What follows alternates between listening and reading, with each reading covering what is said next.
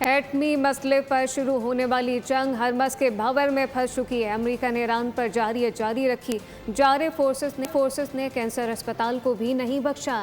Chabahar اہواز بندر عباس میں عسکری تنصیبات پر حملے کا دعویٰ کیا، جبکہ ایران نے الزام عائد کیا ہے کہ امریکہ شہری تنصیبات کو تباہ کر رہا ہے۔ امریکی حملے میں اب تک 35 افراد شہید اور 300 سے زائد زخمی ہو چکے ہیں۔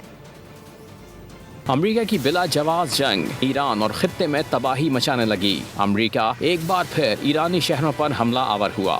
مہر نیوز ایجنسی کے مطابق چابہار میں 3 دھماکوں کی اطلاعات موصول ہیں۔ ایرانی میڈیا کا دعویٰ ہے کہ امریکی میزائلوں نے بحری نگرانی کے ایک ٹاور کو نشانہ بنایا۔ یہ ٹاور سمندر کی نگرانی، ریسکیو اور ماہی گیروں کی مدد کے لیے استعمال ہوتا تھا۔ ادھر عراق کی سرحد کے قریب واقع اہواز شہر میں بھی دھماکوں کی آوازیں سنی گئیں۔ روسی میڈیا کا دعویٰ ہے کہ اہواز میں ایک میزائل کینسر اسپتال کے قریب گرا۔ اسپتال میں زیر علاج بچوں کو فوری طور پر محفوظ مقام پر منتقل کیا گیا۔ حالیہ کشیدگی کے دوران اہواز کو متعدد بار نشانہ بنایا جا چکا ہے۔ بندر عباس کے قریب بھی میزائل حملے کی اطلاعات سامنے آئی ہیں۔ ایرانی میڈیا کے مطابق امریکی میزائلوں نے شہر کے قریب ایک مقام کو نشانہ بنایا۔ ایرانی حکام کا کہنا ہے کہ حملوں سے رہائشی علاقوں کو بھی نقصان پہنچا اور شہری متاثر ہوئے۔ کئی زخمیوں کی حالت تشویشناک بتائی جاتی ہے۔ دوسری جانب امریکی سینٹرل کمانڈ کا موقف ہے کہ کارروائیاں صرف فوجی اہداف کے خلاف کی گئیں۔ امریکہ کے مطابق ساحلی دفاعی نظام، کروز میزائلوں کے ذخائر اور لانچنگ سائٹس کو نشانہ بنایا گیا۔ امریکی حکام کا کہنا ہے کہ کارروائیوں کا مقصد آبنائے ہرمز میں ایرانی عسکری صلاحیت کو محدود کرنا ہے۔